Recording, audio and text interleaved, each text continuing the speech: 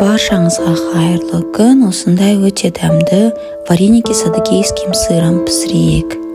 Өте дәмді шығады. Егер де менің видеом ұнаса, лайк басып, комментарий жазып, менің арнама тіркелуге ұмытпаңыз. Құрамы өте оңай. Оған бізге ұн, жұмыртқа, тұз, су, адыгей ірімшігі қажет болады. Илейтін ыдысымызды алып, ұнын салып, ұнның ортасын ашып, жұмыртқасын салып, тұзын салып, суын құйып, қамыр илеп бастаймыз.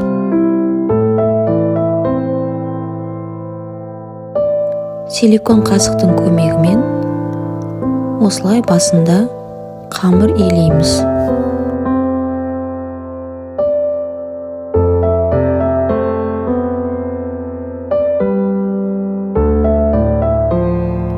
Қамырымыздың үстіне зәйтүн майын құйып, әрі қарай илей береміз. Оның жақсылап қану үшін қасықты алып тастап, қолымызбен біріктіріп, қолға жабыспайтын жұмсақ қамыр дайын болу қажет.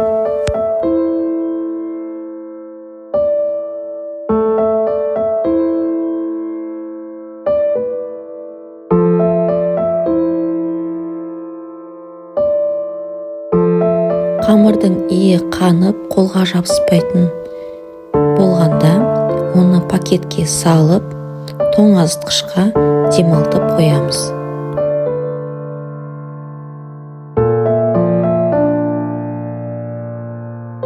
Салмасына адыгей ірімшігін ең уақ үкіштен өткіземіз. Ешқандай тұз салмаймыз, себебі өзінің тұзы бар. Қамырды тоңазытқыштан алып, ұнымызды сеуіп, 4 бөлікке бөлеміз. Бөлінген қамыр бөліктерін ыңғайлы етіп, бір илеп, видеодағыдай оны оқтауменен ысамыз.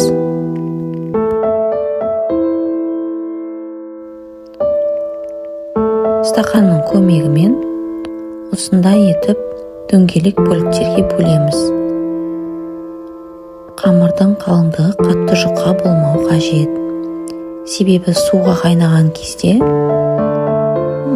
олар ашылып, жыртылып кетуі мүмкін. Әр дөңгелектерге адыгей салмасын салып шығамыз.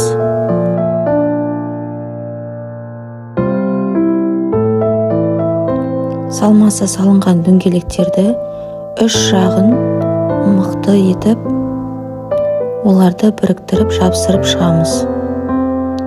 Осындай 3 бұрышты етіп, барлығын түйіп шығамыз.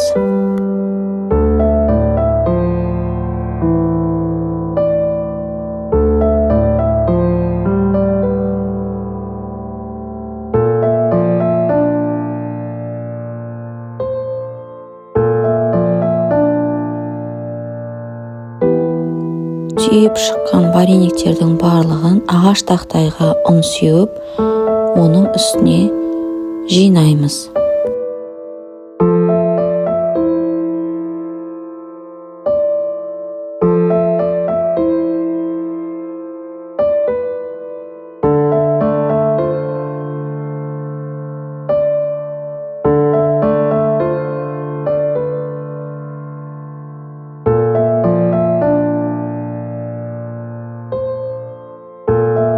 Кастрюльге суды қайнатып, оның үстіне тұзын салып, варениктерді ішіне біртіндеп саламыз. Арасында осылай араластырып қоямыз. Варениктер дайын болғанда осылай судың бетіне қалқып шығады.